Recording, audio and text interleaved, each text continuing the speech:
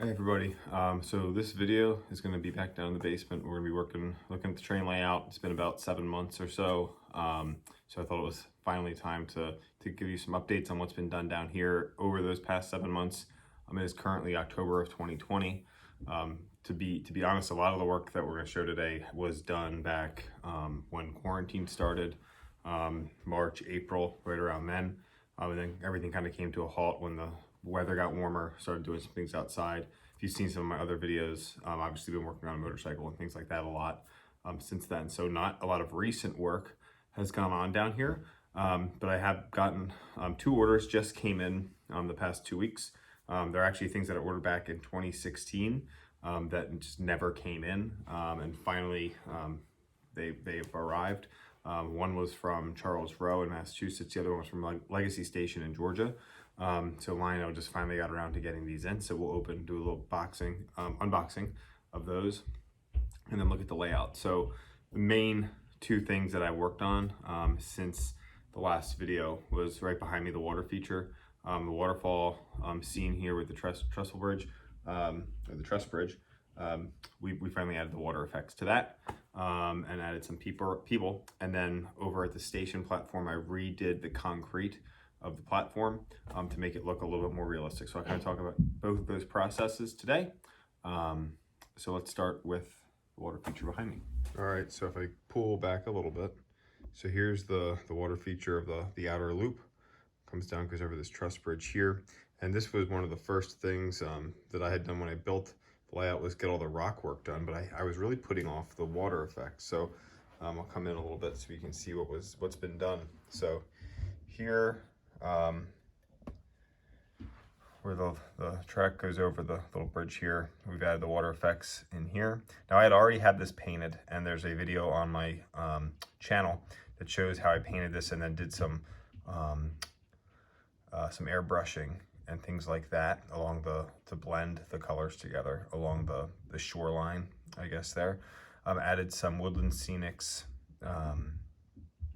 effects and things like that. Just grabbed some stones from outside, threw those in there, made some ripple effects with the water, and then added the 2 father-son fishing there as well, just for some added scenery. And then if we come down, I've added a waterfall effect, and that goes down, I'll pan around this way, to the lower lake area, and obviously added some ripple effects so it looks like that water is flowing, and then it flows down over here and spills down into the lower lake.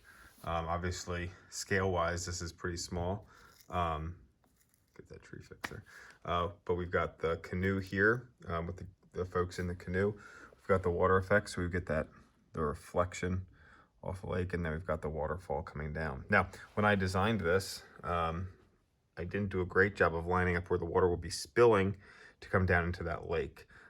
So it doesn't look completely realistic there, but it works for now. This further back one looks like a heavier stream of water, which it really would. I could add a little bit more of the water effects there just to make that splash a little bit more. But right now I'm really happy with how this turned out. Added some more cattails and things like that down here. But it really brought this scene together. So let's talk a little bit about how this all went together. So the way I did my waterfall, I actually took the water effects and put it on a piece of glass, and I'll kind of show you how I did that. And let it dry for about 2 days, and then peeled it off. And then actually underneath this, that's actually a clear plastic cup. You might be able to see it here in the video. And I cut it so you've got that curved shape, and it holds that curved shape, and that's underneath there, which then forces that water to come out, that water effect layer to come out. Otherwise, it would just lay flat against the stonework, and that would not look all that realistic. So I added that cup in there, and you can kind of see it when you're really looking, but when you just at a quick glance, I can't really notice it. And then the water effects, I just added more water effects right at the edge here, and then stuck it on, and it kind of acts like a glue. So that's how that is done. So let me show you kind of how I made the waterfall itself. All right, so we're back behind in the back part of my basement, which is where my little shop area is. And so what I want to show you is, this is just a piece of glass from an old refrigerator that we actually had in our garage.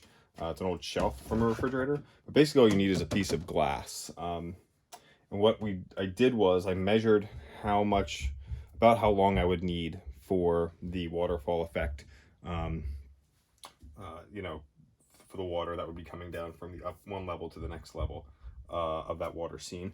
Measured that out here, and then I made it about 1 to 2.5 inches longer, to give it some more. It's not just obviously a straight shot. Water kind of would flow out and over, so you want to have enough room for that. So what I would do is I kind of figured out exactly how much I would need, and then I took the water effects from Woodland Scenics here, and I just made a bunch of lines with it.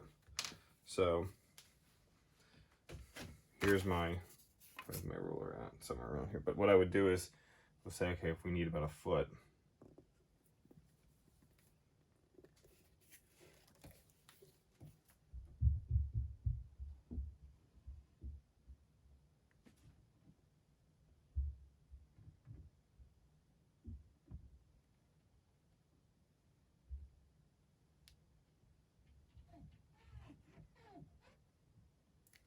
and you figure out exactly about how much you need width-wise also for whatever scene it is that you're doing. And then what I'm going to do is I'm going to take a little dowel rod, clean up some of this on here. And obviously you don't want to go back and forth this way because the water is going to be flowing. So it's kind of like going with the grain on a piece of wood, right? So we're just going to pull that. And what this will do is it will thin it out a little bit so it dries a little bit faster, but it will also keep those pieces together and add some more texture.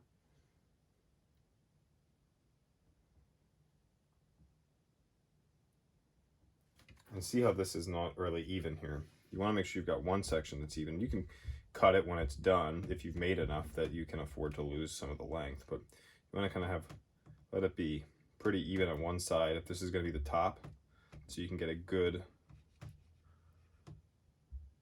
contact with the water effects from the upper part of a river or whatever the scene is that you're doing, so you can be able to kind of glue that in place. So what we would do is just like that, and then like I said, about 48 hours or so to let it dry, and depending on how thick you make it, you're gonna have to give it another couple days maybe. But when it's done, what I did was very carefully peel it up. For myself, I used a really sharp like hobby knife to peel it up on the edge, and then really carefully, and kind of have to work the sides because it'll tear very easily. But you peel that up and then take it, and that's when it'll dry clear but have that texture, and that's what I use for my waterfall effect.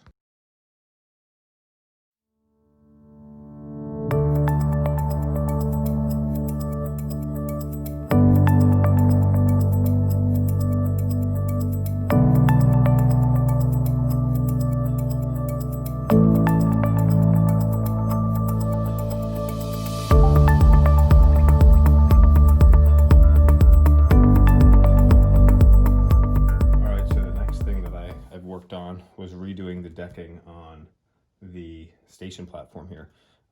What I had originally done is I have the way that I did these is it's just 1/4 inch plywood, and I had just kind of originally had laid them here.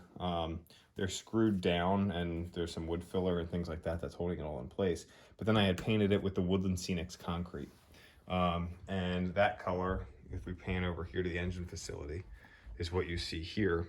So it's this color here, which really is really bright, and I'm not a huge fan of it. So what I did was did some research on YouTube and looked at some other modelers that create effects that I really like.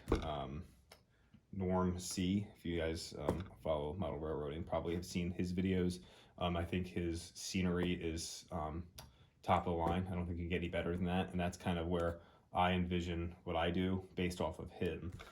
So a lot of the things that you see on my layout, I try to have modeled as close to Norm as possible, and then as I continue to just practice and redo, I think I'm getting better and better as time goes on, obviously, because you continue to practice, but just continue to refine and improve. I think that's one of the reasons why train layout's never really done. And obviously mine's got a lot of work to be done. But just simple things like a station platform that was quote unquote done wasn't, and I've gone back and redone it. So how did I do this? What I did first was measured out, and that's obviously not perfect, but it's supposed to be modeled after something that's really old, is the joints and where the concrete would be. And I took the hobby knife and a straight edge and kind of cut all those in place. And I had to, a couple different times to get through that first and maybe second layer of the plywood to create some depth and things like that. Then what I did was I took some different colors of Woodland Scenics paints, some of my airbrush paints actually too, mixed them up with some paint thinner, and just did a bunch of different color washes on here. Probably 3 or 4 different washes, and then try to create some contrast. So maybe some dirtier areas, or where there's cracks, we'd really fill that in with some dark grime and things like that. Once that was done, I came back over it and painted the yellow warning stripes on the edges of the platform by the tracks. And then came back over that with more of the dark wash also to create. Now, obviously, you wouldn't have bright, shiny yellow stripes in your platform. There's gonna be grime on top of that paint. So I wanted to make sure that we modeled that as well. So that's what I've done in all of these areas. I think it came out really great. Made it a lot darker, a lot more earthy, and just created a lot more realism, I think. So I was really happy with how these turned out. All right. And last but certainly not least, we've added like a refinery facility, and that is just above the water feature area on the layout. Right now I've got my Strasbourg cars down at the bottom of the picture, just kind of off in that industrial siding right now. But so what I did was I built another concrete platform out of plywood, did the same types of washes on that I used on the station platforms. And then I bought some of these other models from a site online that builds and sells these. And so I've got some extra storage tanks. I've obviously got the big shell tanks here, and then this tank here also. So there's a lot more work that needs to be done here. I want to put a chain link fence up, get some workers and things like that, and obviously lay it out so it's a little bit more realistic. And then we'd have some oil cars and things like that here on this industrial siding. But it's nice because it's filled in this gap between this siding and my storage yard. So I just need to get some more things put in there, a road and maybe some parking and things like that. One of the things with the model layout is you're so focused on like the track and things like that, you don't really think about where would I realistically have roadways. So I don't really know how workers would get to this because of the yard here. They'd have to kind of cut through the yard. So we'll have to figure something out that makes that semi-realistic, I guess. But this is a great extra scene that we've been able to add as well in the past few months. All right, so that covers up a lot of things that we've been able to add. I also purchased some crossing gates, crossbucks from New Jersey International. These actually found on the train forum, the O-Gauge Railroading forum online. But I haven't installed them yet. They'd go somewhere over here. There's a lot of wiring, and I need to get motors and things like that for them, so we're not anywhere close to that. But I did get those finally because they're really hard to find on New Jersey or NJ International's website. So I'm happy to finally be able to grab those. So as I said, a couple items from 2016's catalog have finally come in.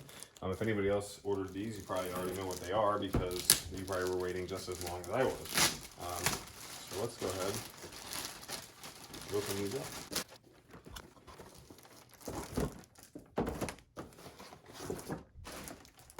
All right, so here we go. So these are the BNSF bathtub gondolas. This is the 2-pack.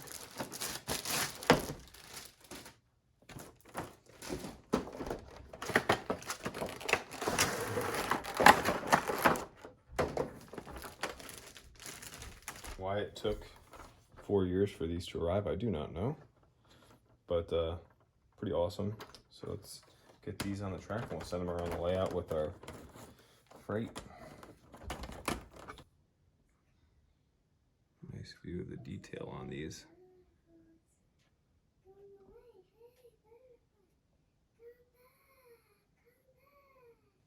So, all right, and next box that arrived just today. This one from Legacy Station.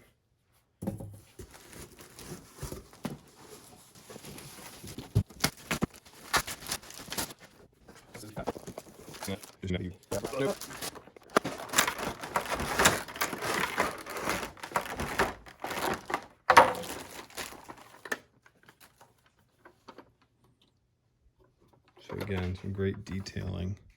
It's hard to see with this light, but you can all legible signage and things like that on these. So let's get them all out. All right, so here these are.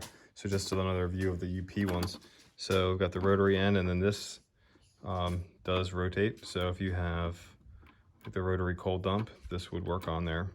And then obviously the UP badge. And then this end has just your regular coupler. So get these lined up and send them around the layout. Dispatcher, we're ready. Is it okay to pull? Over. Roger that. Your round is flying deadlocked. Have a safe run. Over. Copy that, dispatcher. I'm green. Out.